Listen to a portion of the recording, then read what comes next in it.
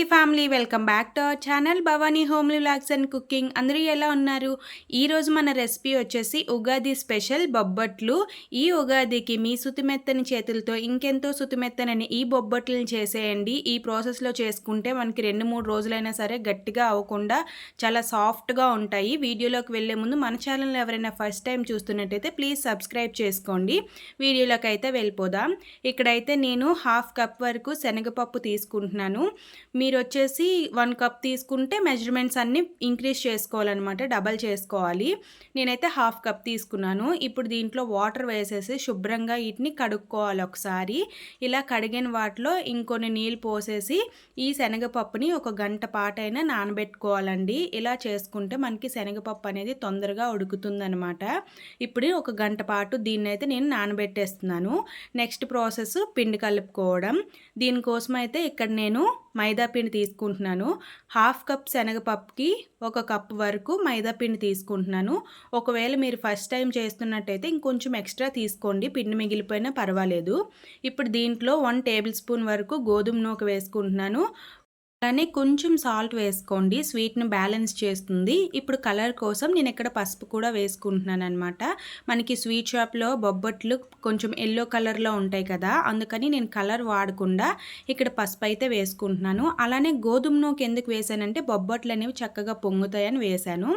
ఇక్కడ వచ్చేసి నేను నీళ్ళు పోసుకొని ఇంక పిండిని అయితే కలిపేసుకుంటున్నానండి. నేను ఈ వీడియోలో చూపిస్తున్నట్టు ఆ కన్సిస్టెన్సీ వచ్చేంత వరకు పిండిలో నీళ్ళు పోసుకుంటూ మధ్య మధ్యలో కలుపుకోవాలన్నమాట.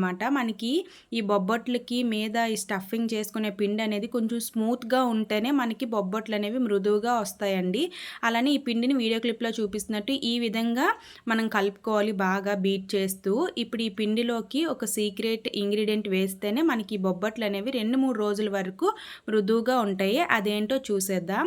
ఏం లేదండి, మనం ఇక్కడ బొబ్బట్లు చేసేటప్పుడు మొత్తం అంతా నెయ్యి వాడతాం కదా, అలా కాకుండా ఒక 2 టేబుల్ స్పూన్స్ వరకు నెయ్యి, 2 టేబుల్ స్పూన్స్ వరకు ఆయిల్, అంటే సగం సగం తీసి ఇలా కలుపుకుంటే మనకి బొబ్బట్లు అనేవి 2-3 రోజులైనా సరే మృదువుగా ఉంటాయి అన్నమాట.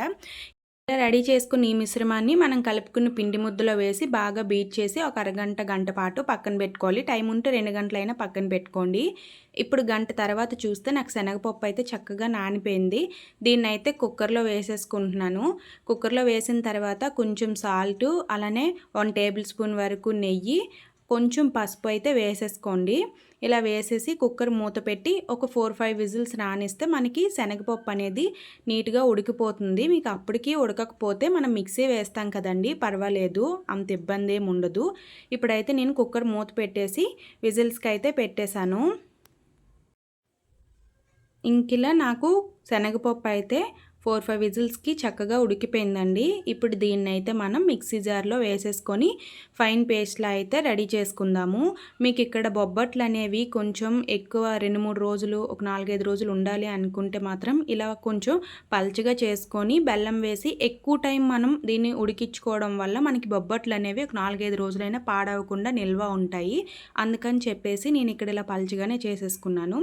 ఇప్పుడు దీంట్లో అయితే బెల్లం యాడ్ చేసుకుందాము. నేను 1/2 కప్ శనగపప్పు తీసుకున్నాను కదా, 1 కప్ అయితే నేను ఇక్కడ బెల్లం వేసుకుంటున్నాను. మీకు స్వీట్నెస్ ఎక్కువ అనిపిస్తే కొంచెం ఒక 3/4 కప్పు వేసేసుకోండి.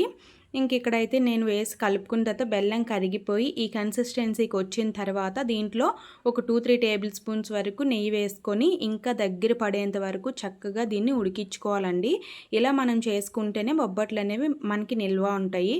చూసారా, ఇక్కడైతే కలర్ చేంజ్ అయ్యి చక్కగా అయ్యింది కదా. ఇప్పుడు దీంట్లో ఒక 1/2 టేబుల్ స్పూన్ వరకు ఇలాచీ పౌడర్ వేసేసుకొని మధ్యలో కలుపుకుంటూ ప్యాన్ నుంచి సపరేట్ అయ్యే వరకు ఉడికించుకోవాలండి. ఇక్కడ ఏమైనా మీకు ప్యాన్ కంటినట్టయితే కొంచెం నెయ్యి వేసుకుంటూ కలుపుకోండి. ఇంక ఇక్కడ నాకు పూర్తిగా చల్లారిన తర్వాత అయితే ఈ విధంగా చిక్కగా అయ్యింది ఇంకొంచెం. ఇప్పుడు వీటిని అయితే మనం ఉండల్లా చుట్టుకోవాలి.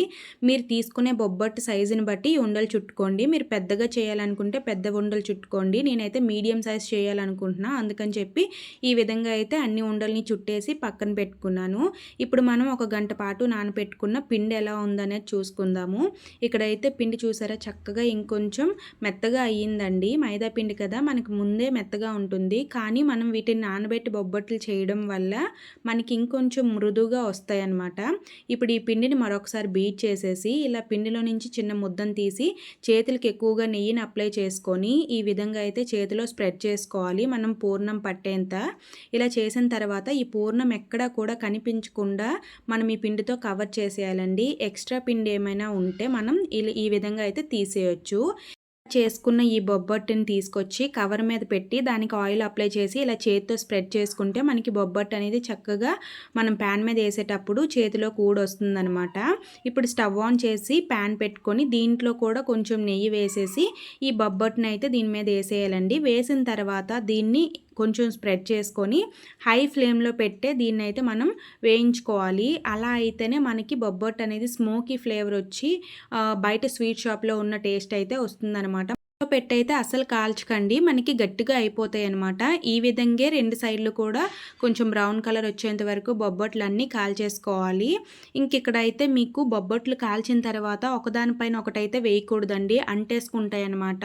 ఇలా మనం ఒక న్యూస్ పేపర్ని తీసుకొని దానిపైన అయితే వేసేసుకోవడం వల్ల మనకి సపరేట్గా ఉండి చల్లారిన తర్వాత హాట్ బాక్స్లో పెట్టేసుకుంటే మనకి 2-3 రోజులైనా సరే బొబ్బట్లు అనేవి ఫ్రెష్గా ఉంటాయి, మెత్తగా ఉంటాయి అన్నమాట. అంతేనండి ఈ వీడియో నచ్చిందని అనుకుంటున్నాను. నచ్చితే ప్లీజ్ లైక్ చేసి షేర్ చేసి సబ్స్క్రైబ్ చేసుకోండి. వీడియో అయితే చూస్తున్నారు కానీ లైక్ చేయట్లేదు, ప్లీజ్ లైక్ చేయండి.